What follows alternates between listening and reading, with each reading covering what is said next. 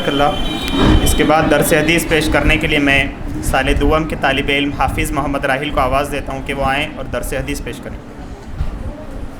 بسم اللہ الرحمن الرحیم۔ وعن انس قال قال رسول اللہ صلی اللہ علیہ وسلم من خرج فی طلب العلم فهو فی سبیل اللہ حتی یرجع،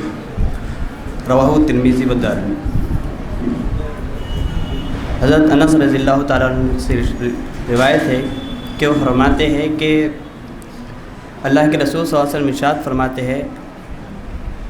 جو شخص علم حاصل کرنے کے لیے گھر سے نکلا وہ اس وقت تک اللہ کی راہ میں ہے جب تک واپس نہ آ جائے۔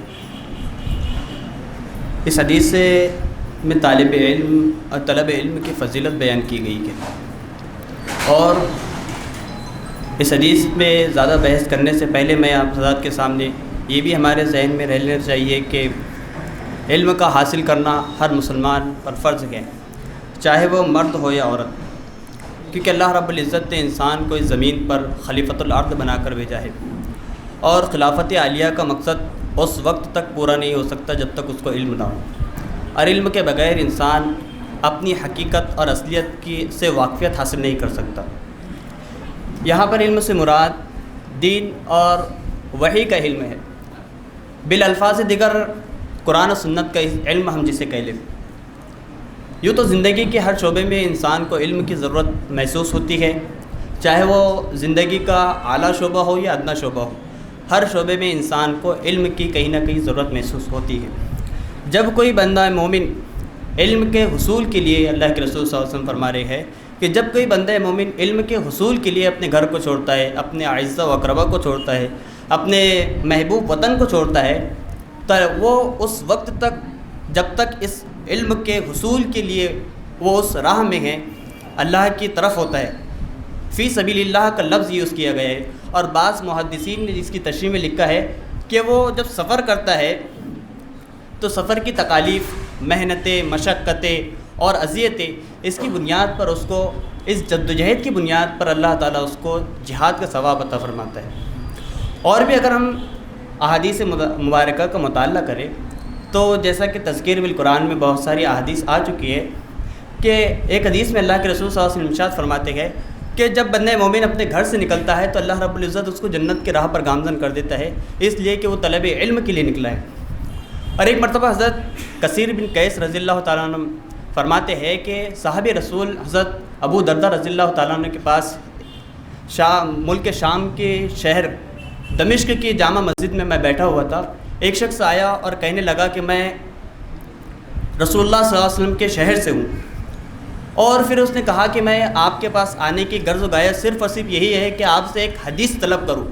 جس کے متعلق یہ سنا ہے کہ آپ اس حدیث کو اللہ کے رسول صلی اللہ علیہ وسلم سے نقل کرتے ہیں۔ تو حضرت ابو دردہ رضی اللہ تعالیٰ عنہ ارشاد فرماتے ہیں کہ سمعت رسول اللہ، میں نے اللہ کے رسول کو فرماتے ہوئے سنا کہ جو شخص علم کے لیے اپنے گھر کو چھوڑتا ہے تو اللہ رب العزت اس کو جنت کے راستے پر چلا دیتا ہے، اور پھر اس کے لیے جنت کا راستہ آسان ہو جاتا ہے۔ پھر اور مزید اللہ کے رسول صلی اللہ علیہ وسلم ارشاد فرماتے ہیں کہ فرشتے اس کی اس رضامندی کو دیکھ کر اپنے پر جھکا دیتے ہیں۔ اور ایک حدیث میں تو یہ ہے کہ اپنے جب طلب علم کے لیے کوئی بندہ یا کوئی شخص نکلتا ہے تو فرشتے اپنے پر بچھا دیتے ہیں۔ اور آگے اور جو مزید فرمایا کہ بہت ہی اہم جملہ اللہ کے رسول صلی اللہ علیہ وسلم فرمایا کہ ایک عابد پر عالم کی فضیلت اس طرح ہے جس طرح 14ویں کے رات کی فضیلت ان تاروں پہ ہے کہ 14ویں کا رات اپنے روز روشن کی طرح آیا ہوتا ہے، جس کی روشنی سے پورے لوگ منور ہوتے ہیں، جس کی روشنی سے پورے لوگ فائدہ اٹھاتے ہیں، تارے جس کی جو اپنی ہی روشنی میں محدود ہوتے ہیں۔ اور پھر اس میں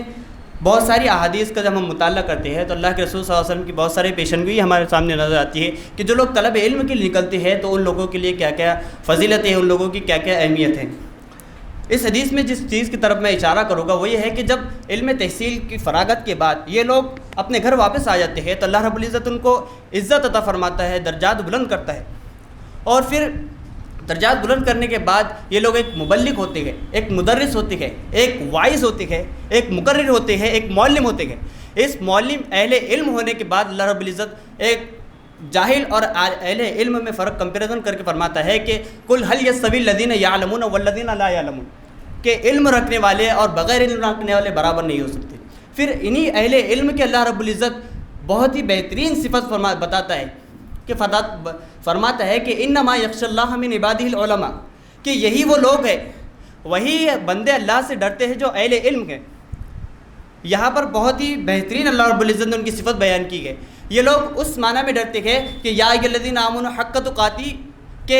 جیسا اللہ سے اس طرح ڈرو جیسا ڈرنے کا حق ہے۔ ان لوگوں کے پاس اللہ کی معرفت حاصل ہوتی ہے، ان لوگوں کو دین کا علم حاصل ہوتا ہے، اور قرآن کریم میں جن صفات کو اللہ رب العزت نے بیان کیا ہے، جن صفات کا اللہ رب العزت نے اپنی تذکرہ کیا ہے، ان تمام صفات کا علم ان لوگوں کو ہوتا ہے، اور اس علم کی بنیاد پر ان کے دل میں جو تقوی، خشیت، للہیت پیدا ہوتی ہے وہ بہت غیر معمولی ہوتی ہے۔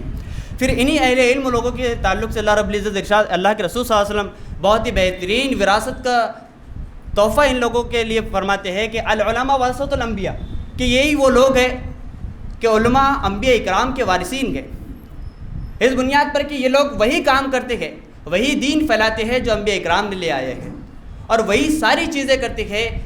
مشقتیں، اذیتیں، جدوجہد اس راہ میں کرتے ہیں کہ اللہ رب العزت کا دین اس سرزمین پر غالب ہو جائے، نافذ ہو جائے۔ تو میں یہاں پر اللہ تعالیٰ سے دعا کروں گا کہ اللہ تعالیٰ ہمیں اس حدیث کو سمجھنے اور اس پر عمل کرنے کی توفیق عطا فرمائے، آمین۔